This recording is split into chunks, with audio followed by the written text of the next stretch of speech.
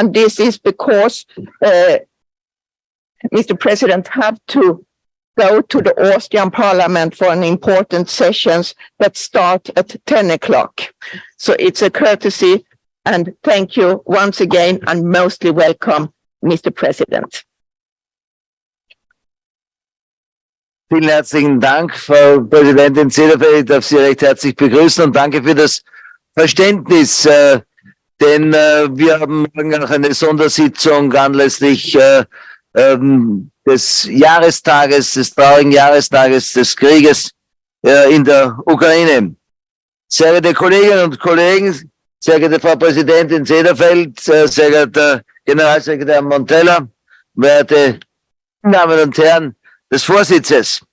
Es ist mir eine ganz große Freude, Sie nach 3 Jahren wieder in Präsenz begrüßen zu dürfen. Letztes Jahr hatten wir ja nur ein hybrides Meeting und es waren nur die Delegationsleiter hier. Wir wissen aufgrund von Sicherheitsvorkehrungen, dass noch Kollegen unten stehen, aber schon langsam wird sich auch der Saal füllen. Ich darf Sie alle Parlamentarier recht herzlich zur OSZE-Wintertagung begrüßen, die eine lange Tradition hat und die jetzt bereits zum 22. Mal hier in Wien stattfindet. Angesichts der aktuellen Krisenherde in der OSZE und im OSZE-Raum kommt dieser heurigen Tagung eine besondere Bedeutung zu. Vor einem Jahr, am 24. Februar 2022, ist der Krieg auf dem europäischen Kontinent zurückgekehrt.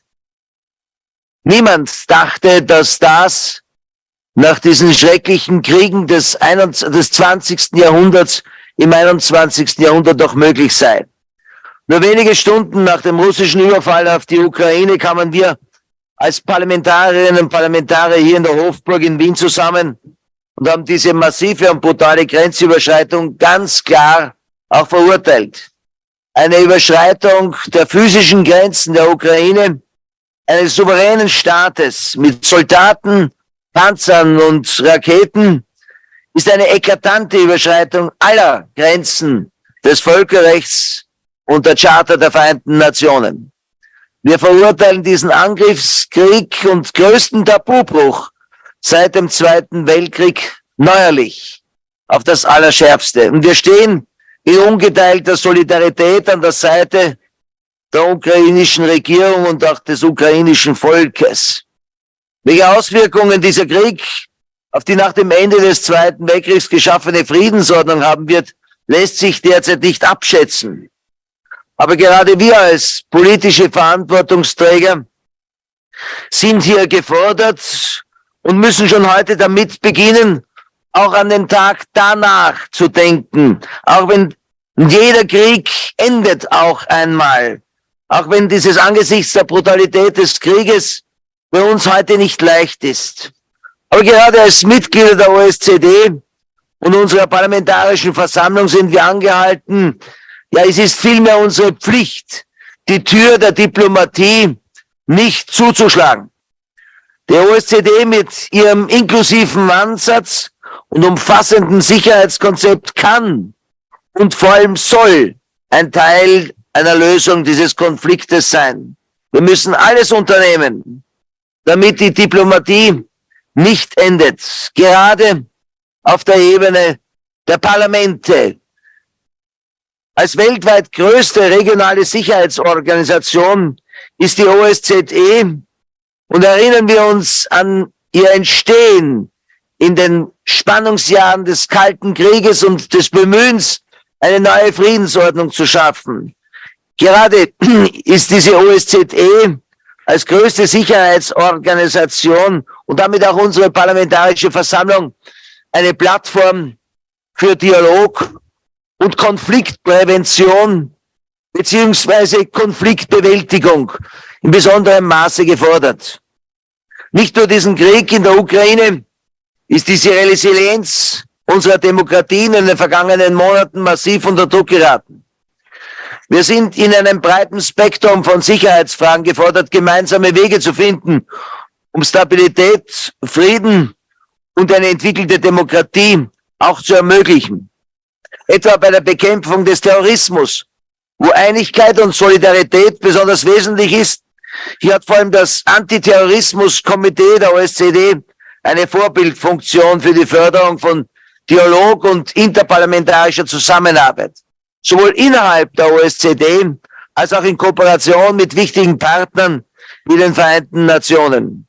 Es ist mir ein besonders wichtiges Anliegen, auch die Bekämpfung von Antisemitismus, der in den vergangenen Jahren ganz besonders wieder im Steigen ist und einen erschreckenden Zulauf genommen hat, dementsprechend in unsere Mitte unserer Aufmerksamkeit zu rücken. Es ist die Aufgabe und Verantwortung der Parlamente, sich weiterhin für die Sichtbarkeit und einen adäquaten rechtlichen Rahmen für die Bekämpfung von Antisemitismus einzusetzen.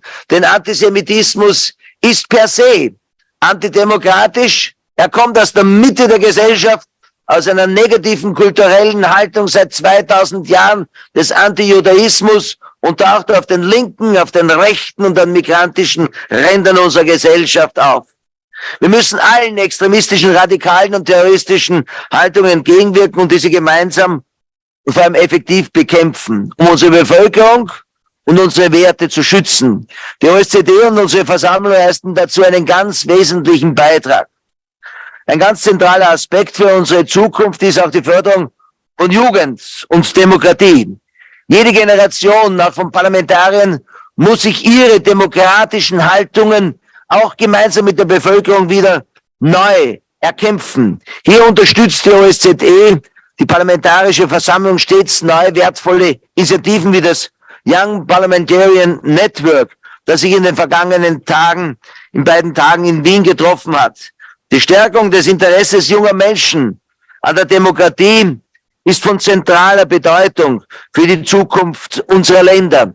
Wir sehen das gerade, wir haben im Jänner unser Parlament wieder bezogen an der Ringstraße, wo ich Sie heute am Abend dann empfangen darf und herzlich einladen darf zu kommen, dass gerade die Jugend einen besonderen Raum auch in unseren Parlamenten braucht und junge Parlamentarier auch Demokratie dort erklären können in unserer Demokratiewerkstatt, wo 40.000 Jugendliche Jahr für Jahr mit Demokratie, mit dem Werden des Rechtsstaates und dem Werden von Gesetzen konfrontiert werden. Zum Abschluss darf ich herzlich danken der polnischen Vorsitzführung für ihre Arbeit im Jahre 2022 in schon sehr herausfordernden Zeiten. Ich wünsche Nordmazedonien für den Vorsitz 2023 alles Gute, viel Erfolg und die Möglichkeit, auch wertvolle Beiträge zu leisten. Ich kann Ihnen versichern, dass das österreichische Parlament sich weiter intensiv um die Parlamentarische Versammlung kümmert und sich einbringt. Ich hoffe, Sie auch nächstes Jahr dann so hoffentlich in weniger dramatischen Rahmenbedingungen, unter weniger dramatischen Rahmenbedingungen wieder hier in Wien begrüßen zu dürfen. Das ist unser innigster Wunsch, dass wir wieder zu einer neuen Friedensordnung zurückfinden. In diesem Sinne, herzlich willkommen in Wien und alles Gute für unsere heutige Tagung.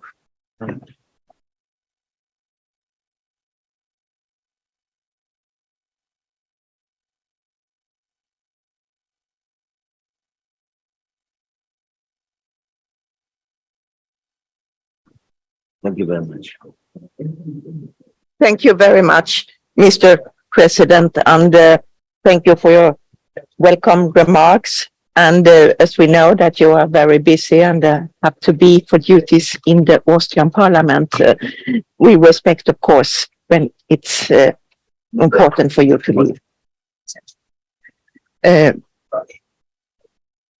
Then I will follow here that due to his travel schedule, the OSCE chairman in office and foreign minister of North Macedonia, Mr. Busha Osmani, will address us through a record video. Mr. Osmani is on his way to the United Nations in New York. The Secretary General of the OSCE, Ms. Helga Schmidt, is accompanying the chairman in office in New York, but he is asked the director of the Secretary General's office, Ambassador Luca Franati, to deliver remarks on her behalf. In spite of these circumstances, we will still hold a question and answer session. Ambassador Frattini will do his best to respond, but some questions may need to be answered in writing at a later stage. Dear members of OSCE Parliamentary Assembly, for the past year, we have mourned the victims of Russia's war in Ukraine. There is reports on daily basis about civilians who have died, with those who serve to defend their country in different warriors' duties are dead. But we have also heard during the last 2 weeks about the devastating earthquake in Turkey and Syria. And it has provoked incalculable human loss under pretext. And may I please ask you to join me in a minute of silence in honor for the victims of the Russia's war in Ukraine and the victims for the earthquake in Turkey and Syria.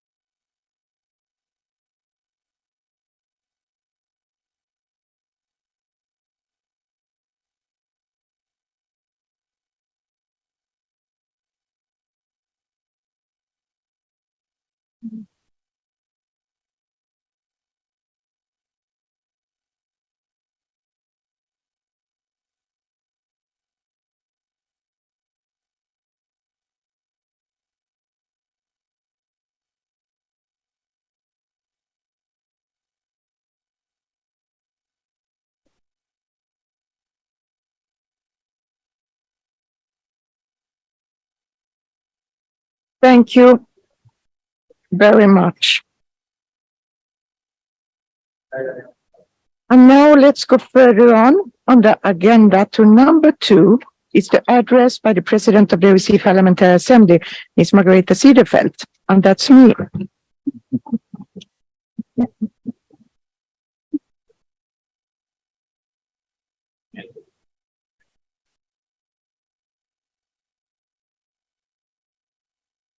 Mr. Speaker, President Wolfgang Sobotka, Ambassador Mr. Luca Frattini, honorables, fellow parliamentarians, ladies and gentlemen. Let me go straight to the point. Russia's war of aggression in Ukraine has shattered European security. For the past year, every single principle of the Helsinki Final Act has been violated by the Russian Federation. May I ask for silence in the room? Point of order. Use your bell.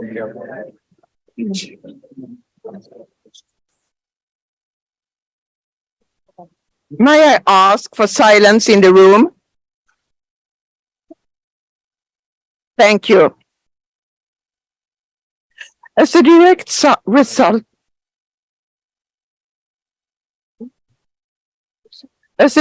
result of Russia's actions, our entire region is spiraling into the unknown.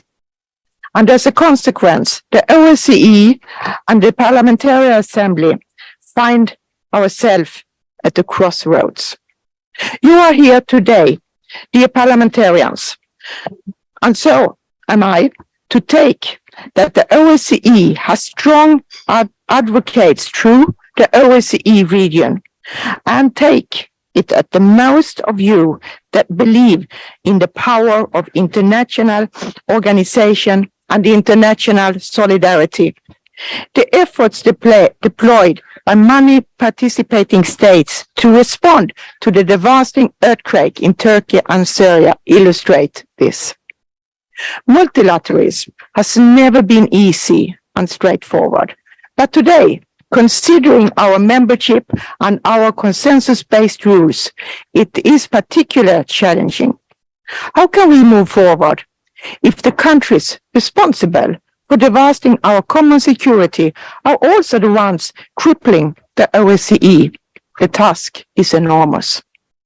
Today, some are ready to write an obituary of the OSCE because large-scale war has returned to the heart of Europe. Because the OSCE would have failed to prevent the collapse of peace and cooperation in Europe.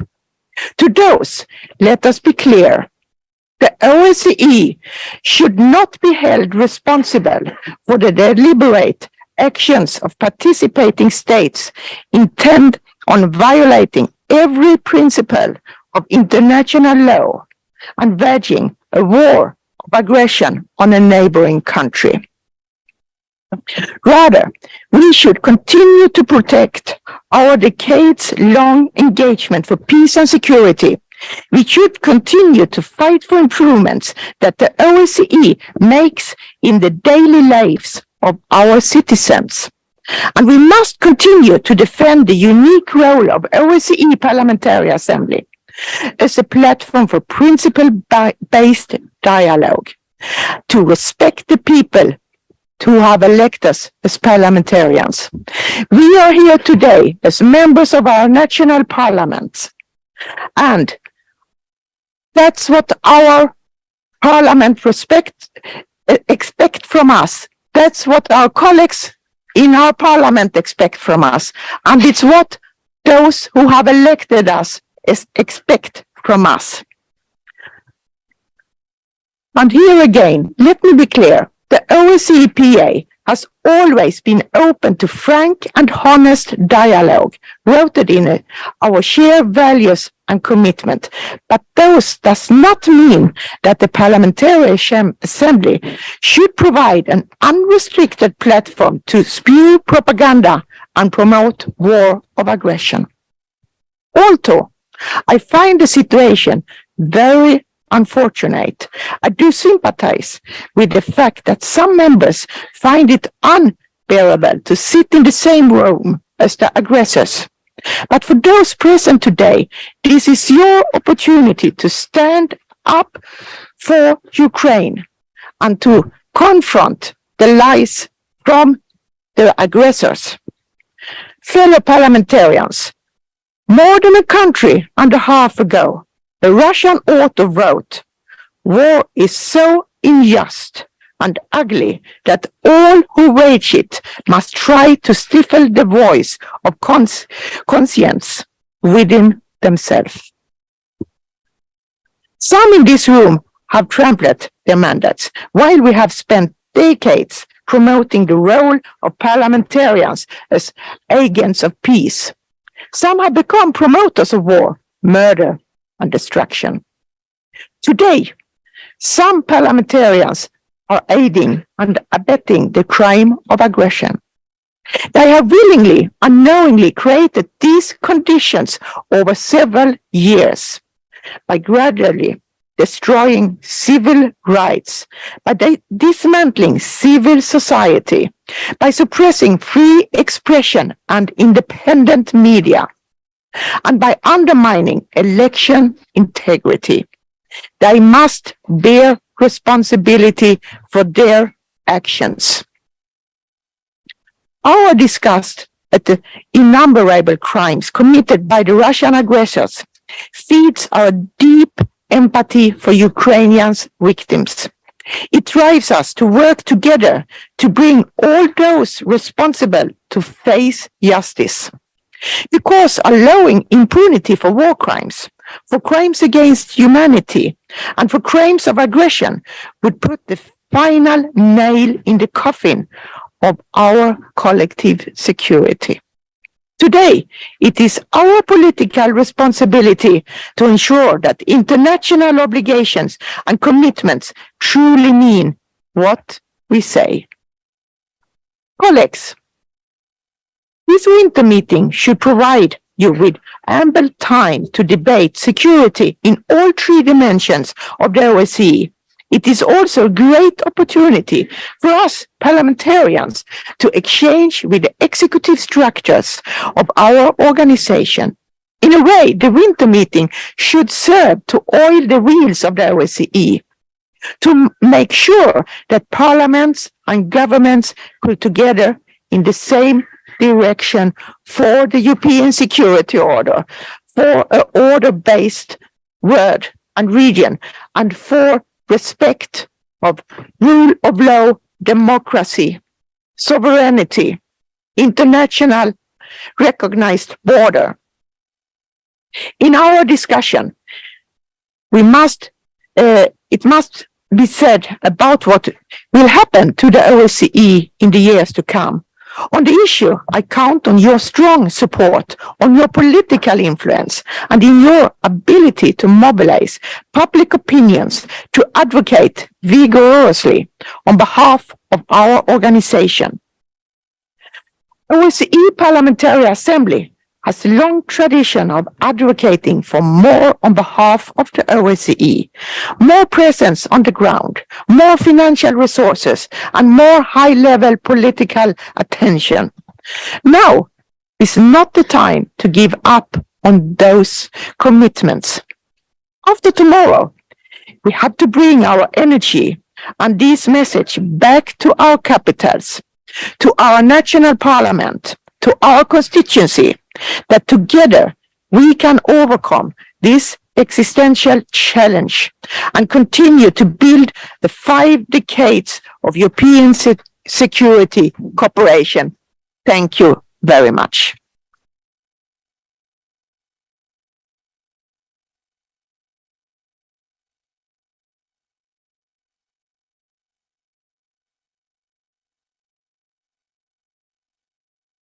Thank you. Let's move on to number 3, address by Chairman in Office of the, who is not, of the Office of a Minister of Foreign Affairs of North Macedonia, Mr. Busha Osmani.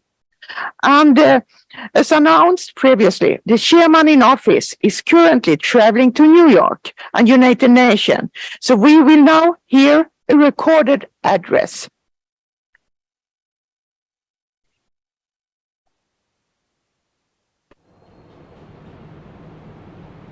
President Söderfeldt, President Sobotka, honorable members of Parliament, Excellencies, colleagues, friends. At the outset, please accept my apologies for not being there with you today in person. As you know, I am on my way to New York for a special session of the United Nations General Assembly marking 1 year from the Russian Federation's aggression against Ukraine. I would have loved to be with you in Vienna at this time of the year when the parliamentary dimension meets the governmental one. But I am already looking forward to your annual session in Vancouver in July. This OSCE Parliamentary Assembly winter meeting comes at a very difficult times for the whole European security architecture. This is also true for our organization. The very founding principles of the OSCE have been shattered. However, as Chairman in Office, and as someone who values the role and the utility of parliamentary diplomacy, I encourage you to engage constructively in this important parliamentary forum. As you know, our chairpersonship motto and driving force is, it's about people. As difficult as it may be, we need to preserve the OSCE and its mechanisms. The people of the OSCE region expect from us to deliver. Last month, officially opening our chairpersonship, I chose to quote Mother Teresa, and I will do it again. Yesterday is gone, tomorrow has not yet come, we have only today. let us begin. In the spirit of this word and noble calling, I would like to urge you, directly elected representatives, esteemed members of Parliament, first, to keep the faith in our organization. Second, to foster the much needed political will. And third, continue invest in the OSCE, enabling it to pursue its unique mandate. I will again reiterate that this war is no reason for defeatism. It is a reason to rather scale up our efforts in order to prevail. This understands two key issues: protecting and promoting our founding principles and commitments, preserving the OSCE, and putting its conflict resolution toolbox at your disposal. In the name of those principles we all pledge to. The Helsinki values are non-negotiable, and we will stand behind them as a devout guardian. Honorable parliamentarians, tomorrow, 24th February, will mark 1 year since the start of the Russians' illegal and unprovoked aggression against Ukraine. Since then, we have not only witnessed occupation and sham annexation of territories, but also brutal war crimes against civilians and immense human suffering. The toll on lives is defeating and unacceptable. We condemn this in the strongest of terms and urge the Russian Federation to an immediate ceasefire and to choose the path of diplomacy over war. We stand by Ukraine and the Ukrainian people in their suffering.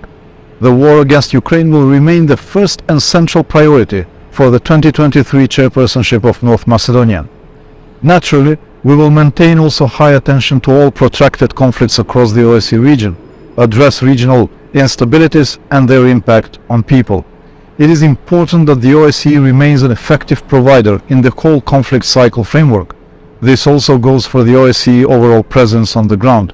Hosting an OSCE field mission ourselves, we can testify firsthand to the benefits the organization brings to our people, and we will strive to reinforce the attention on OSCE field work, which proves the relevance of our organization every day. When it comes to thematic priorities, in the first dimension, we will pay particular attention to cybersecurity and hybrid threats, border security, arms control, and the women, peace and security agenda. In the second dimension, focus will be conveyed to preventing and combating corruption and promoting good governance, addressing the impact of the climate crisis and discussing energy and food security, alongside connectivity issues. In the third dimension, we prioritize tackling discrimination and intolerance, promoting reconciliation, social inclusion and integration, combating trafficking in human beings, fostering freedom of the media and gender equality. We also intend to step up our efforts on youth empowerment. Madam President, dear member of the OSCE Parliamentary Assembly, we strongly value your work and your commitment, your dedication also through the plenary debates, the work of the general and ad hoc committees, of the special representatives, and of the several other networks and initiatives is remarkable. I truly appreciate your efforts to support the OSCE fundamentals. This is our shared goal.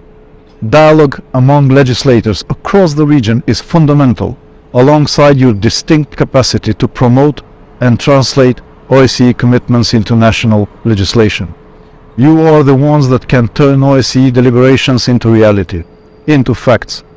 From a chairpersonship perspective, your yearly resolutions are also a crucially important document, as they offer useful insight on how to craft our work in a true spirit of parliamentary governmental exchanges and cooperation.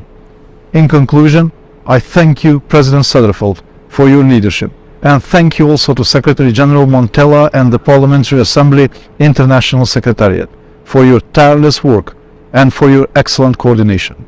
I look forward to a fruitful work with you during 2023 and send you my best wishes for your deliberations today and tomorrow in Vienna. Even if far away, I will follow you closely. Till Vancouver, thank you so much.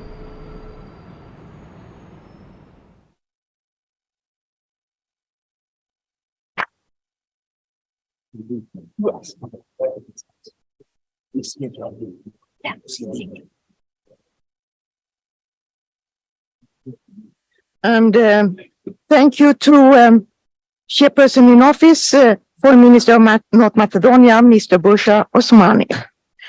And then go further on the agenda.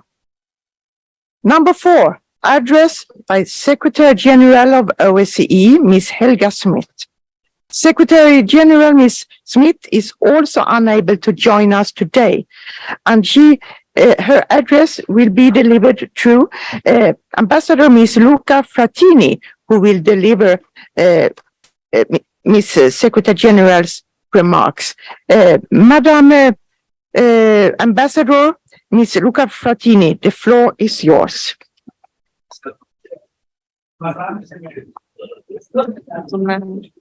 Thank you, Madam President. I happen to be a man, but I am sorry, I apologize, but I read that something wrong. Thank you, sir. You are most welcome, Mr. Luca Frattini. My Italian is not the best. Thank you.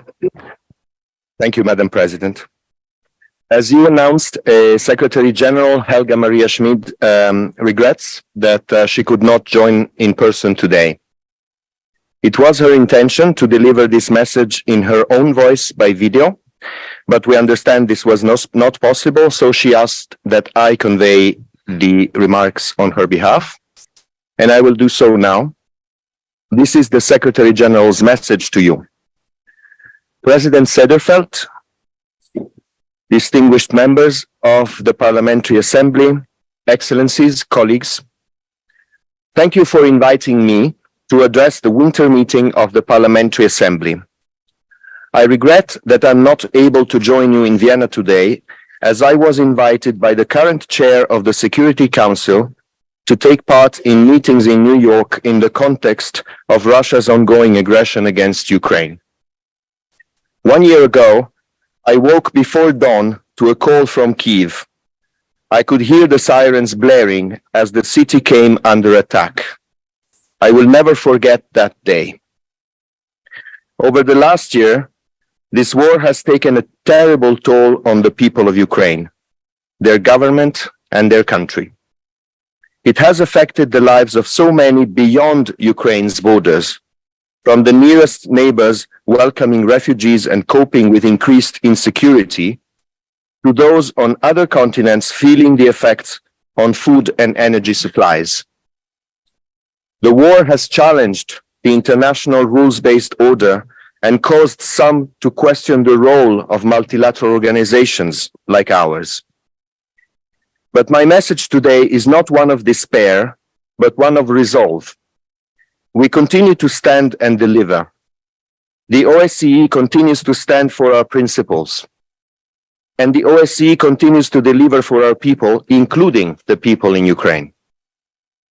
We stand for our principles, calling the Russian Federation to account for their actions, both through the Permanent Council meetings that take place every week in this very room, and through other tools like the Moscow mechanism, which was activated by a large majority of participating states last year. Still in 2022, we were forced to close our 2 missions in Ukraine. Despite all our tireless efforts, some of our colleagues, Ukrainian mission members who worked for our special monitoring mission, remain in detention in Donetsk and Luhansk. For more than 10 months now, Maxim Petrov and Dmytro Shabanov have been detained in Luhansk. In September, they were sentenced to 13 years in prison following so-called legal proceedings. Vadim Golda is facing a so-called trial this week in Donetsk. There is no transparency about these proceedings, and we do not have any reliable information about our colleagues' whereabouts or well-being.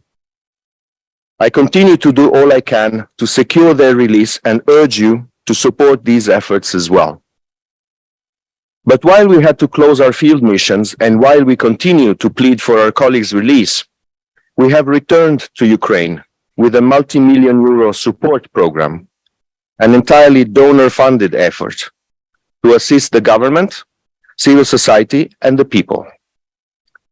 Our now nearly 60-person team in Kyiv is working on more than 20 projects to address issues, including the impact of landmines, the environmental effects of the war, human trafficking, and many more.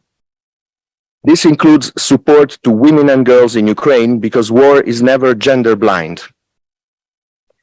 We also continue to work across all three dimensions in support of Moldova, Central Asia, Southeastern Europe, and beyond.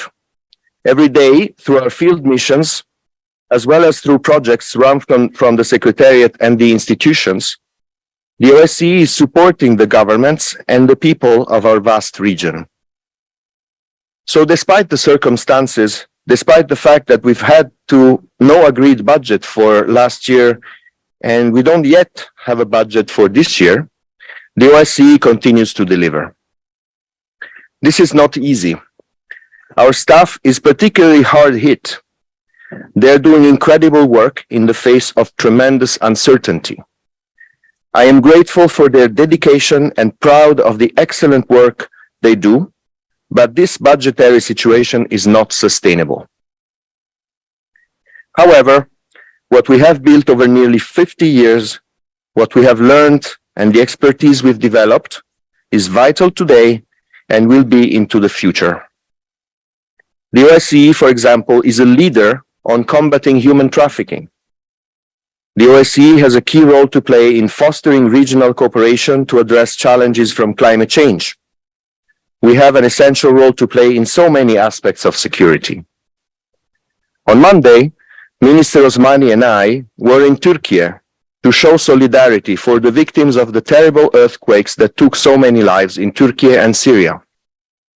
Among other things, we discussed areas in which the OSCE is particularly qualified to provide support, including in the context of disaster risk reduction.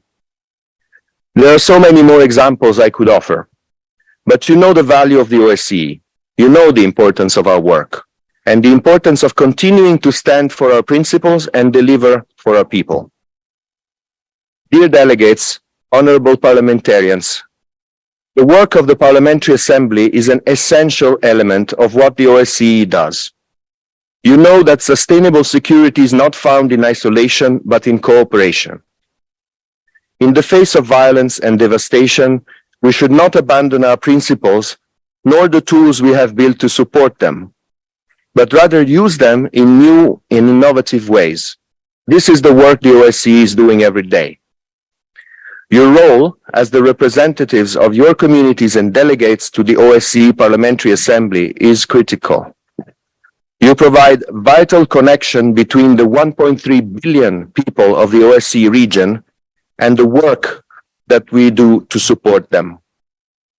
As our principles and structures are more needed, but more imperiled than ever, I look forward to working together to ensure that this organization can continue to stand for our principles and deliver a more peaceful and more secure future for us all. Thank you for your attention.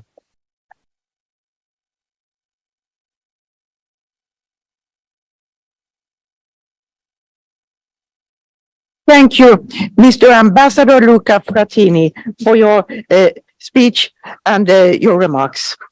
Highly appreciated. And send our best wishes to Secretary General Helga Schmidt.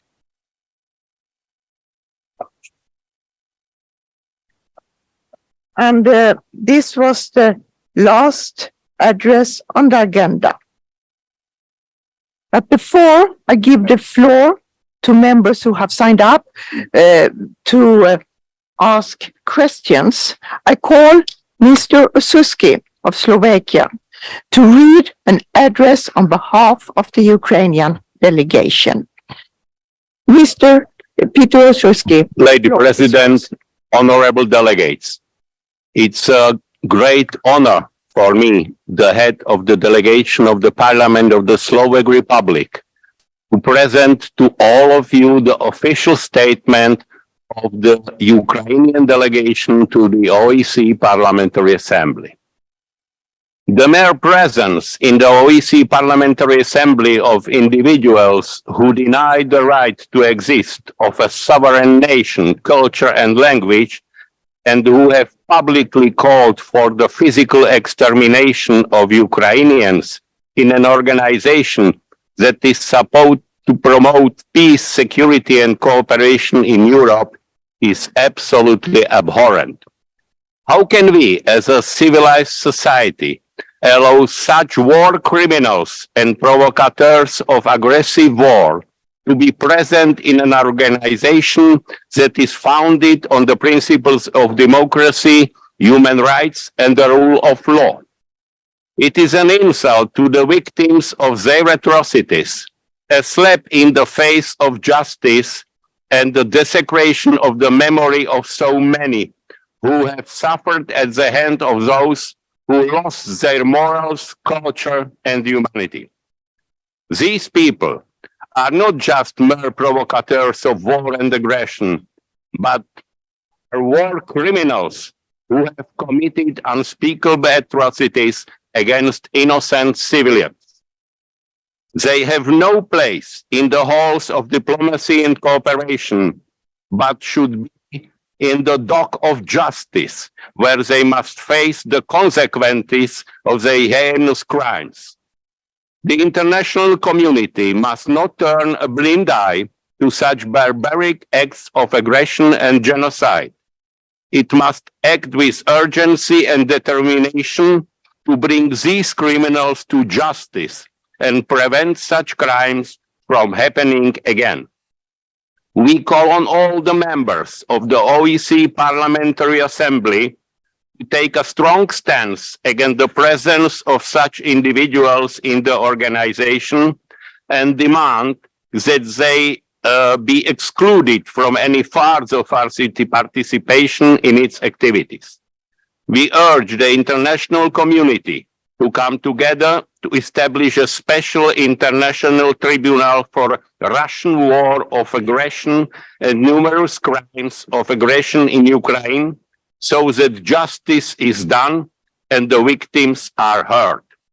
The presence of these warmongers in Vienna is an affront to everything that OEC stands for. They are not here for genuine dialogue, nor for cooperation. They are here to spread their propaganda and humiliate those who stand for freedom and justice. They are here to try and justify the war crimes they have committed and desecrate the principles of international law and human decency. Their very presence in this hall is a betrayal of thousands of elderly people, men, women, children, and newborns who have been brutally murdered as a result of Russia's brutal war. We can't let this to happen. We can allow them to get away with their crimes, who can continue to flaunt their aggression and to undermine the peace and security of Europe. We must take action, and we must take it now. We call the OEC to remember its founding principles to protect security and cooperation and to stand against these warmongers. We call on the international community to come together and demand justice for the victims of their atrocities, to hold Russian perpetrators accountable for their crimes, and to prevent such crimes from ever happening again. We cannot simply talk to Russian representatives. They will only use our words against us. We must fight with them with every tool at our disposal, through economic sanctions, through legal action, and through military defense if necessary. We must show them that their aggression will not be tolerated, that their crimes will not go unpunished, and that their vision of a world without rule will not prevail. Let us not forget the lessons of history, nor the cries of those who were robbed, raped, tortured, and killed. Let us demand that those who commit such atrocities be held accountable for their actions. The time for talking is over. Now it's the time for action. We must stand up for what is right, for what is just, and for the principles that the OEC was founded upon. We must fight for the memory of the innocent victims and for the safety and security of all people We must not let these warmongers win. Not now, not ever. Slava Ukraini!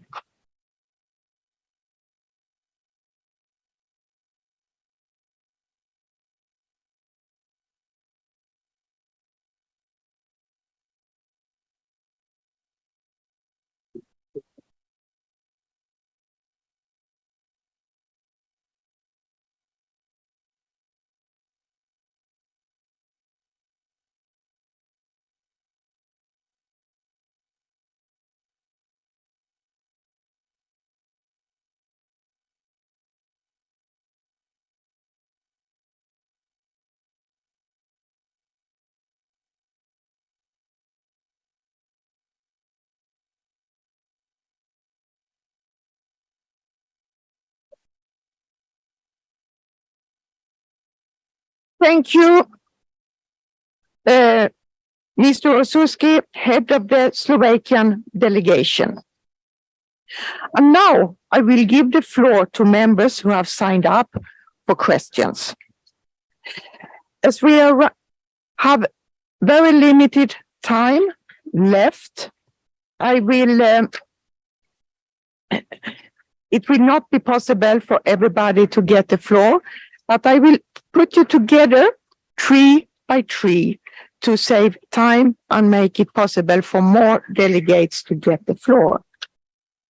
I do first give the floor to Mr. Steve Cohen, member of the U.S. delegation. The floor is yours, sir.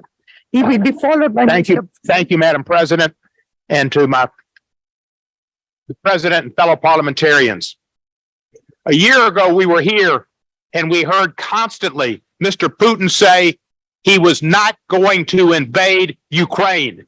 He said it up to the moment before they invaded.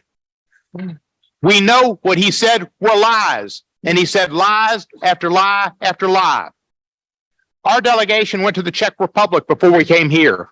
Their first prime minister, honored in the Czech Republic, said never be afraid to stand up and speak out, never steal, and never lie. Mr. Putin has made the Russian people overall be afraid to stand up and speak out, because if they do, they will be put in prison like Navalny, like Vladimir Kara-Murza, like other leaders who have stood up to say this is a war, and this is a war. He calls it a special military operation. I don't know what a special military operation is, but it's certainly not an event that takes not 7 days like he thought it would, but an event that has taken a year, and he's lost more territory since he started this war than he's gained. That is not a special military operation. That's a losing war. A special military operation is not a military exercise where you have to go to the Iranians to get drones and where you have to request aid from China to continue the war because you don't have sufficient military equipment and military abilities. A special military operation is not when you have to turn to the worst of the worst, the criminals who the Wagner group have put in battle, getting pardons to go to battle. This is a war, and if you stand up and say it's a war in Russia, you'll go to jail. You will be imprisoned. What has happened is Russia has not allowed its people to see the truth. There are movies and books written about wars and the failure of wars and how leaders get the wars started, and the losers are the soldiers and their families and the country. There's a movie out now that I watched the other day, All Quiet on the Western Front, a German movie nominated for 9 Oscars. A book based on a book written in 1930 about how war cannot win, the insanity of it. Trench warfare for 4 years and no advance, but 3 million people dying. The fact is you cannot see that movie or read that book in Russia. And you couldn't read it in Nazi Germany because they burnt it and banned it. We need to see that the truth comes out in Russia so that Russian people can rejoin the world, the civilized world, and not be a piranha. So those are questions we need to ask. How do we bring Russia back into the OSCE, back into the Helsinki Accords? back into civilized society and defend Ukraine and speak up for them and see that the war crimes committed against them, the genocide committed against them is rectified and brought to light. Slava Ukraine. Thank you, Mr. Steve Cohen. And now I will give the floor to Mr. Robin Wagner from Germany, and he will be followed by Miss Carina Ödebrink from Sweden. And Mr. Robin Wagner, the floor is yours. Thank you. Vielen Dank, Frau Präsidentin, meine Damen und Herren. Berichten wurde die dramatische Lage für den Frieden durch die russischen Verbrechen ausgesprochen deutlich. Als Russland in offenkundiger Aggression seine Truppen an der Grenze zusammengezogen hat, haben viele Staaten alles ihnen Mögliche versucht, um auf diplomatischem Wege den Frieden zu sichern. Am 24.02. des letzten Jahres schlug das verbrecherische Regime Putin alle diplomatischen Bemühungen für den Frieden aus. Es war allein die Entscheidung des Regimes im Kreml, mit seinen Soldaten die Grenze zur Ukraine zu überschreiten. Und Putin eskalierte damit, was er mit der illegalen Scheinannexion der Krim und dem Krieg in der Ostukraine bereits 2014 begonnen hat. Ungeachtet aller Märchen und Mythen, die das Lügenregime verbreitet, es war und ist alleine die Wahl und die Entscheidung des Regimes im Kreml und die Verantwortung all derjenigen, die dieses Regime stützen, die freie und demokratische Ukraine zu überfallen, mit dem Ziel, ihre Demokratie und Identität zu zerstören. Ein Jahr offener Angriffs- und Vernichtungskrieg bedeutet, unzählige Städte dem Erdboden gleichgemacht. Städte wie Mariupol, Sjeverodonezk, Popasna, Rubischne, Bachmut. Der Krieg bedeutet unfassbares Leid für die Menschen in der Ukraine. Millionen Menschen, die ihre Heimat, ihre Lieben und viel zu oft auch ihr Leben verloren haben. Und für die Menschen, die nicht fliehen konnten, bedeutet russische Okkupation Tod, Folter, Mord, Hunger, Vergewaltigung, Vertreibung. Russland, meine Damen und Herren, hat unzählige Kinder aus der Ukraine gestohlen und viele davon zwangsadoptieren lassen. Was für ein abscheuliches Verbrechen. Für das Verbrechen des Angriffskriegs und für die Verbrechen im Krieg werden sich die Entscheidungsträger an der Spitze, in der Regierung und im Parlament, in der Armeeführung und in den entscheidenden Eliten des Landes vor einem Tribunal verantworten müssen. Genau wie die Soldaten, die diese Verbrechen ausführen, die foltern, morden, vergewaltigen und plündern. Mit seinem verbrecherischen Angriffskrieg gegen die Ukraine hat sich Russland aber auch gegen die gemeinsame europäische Friedensordnung und den Geist von Helsinki gestellt. Und dieser Angriff kennt weitere Dimensionen. Die russische Blockadehaltung innerhalb der OSZE, gerade im Ministerrat, zeigt die Verachtung des Regimes für die Zusammenarbeit. Und das wurde auch nochmal deutlich mit der jüngst angekündigten Aussetzung des New Start-Abkommens. Das Regime Putin hat kein Interesse an einer gemeinsamen Sicherheitsordnung und Sicherheitsverabredungen und Frieden. Das Regime will das Recht des Stärkeren, Autokratie und seinen Imperialismus durchsetzen. Und das darf und wird Russland nicht gelingen. Und darum folgt daraus nicht eine direkte Frage an Sie, sondern es erfolgt eine Frage und ein Auftrag an uns alle hier in dieser parlamentarischen Versammlung, uns genau dem entgegenzustellen, geschlossen zu stehen an der Seite der Ukraine und für die Friedensordnung so lange, bis der Sieg der Ukraine diesen verbrecherischen Krieg zurückgewiesen hat und die Ukraine in Frieden und Freiheit ihren Weg weitergehen kann in die Europäische Union. Vielen Dank. Slava Ukraini.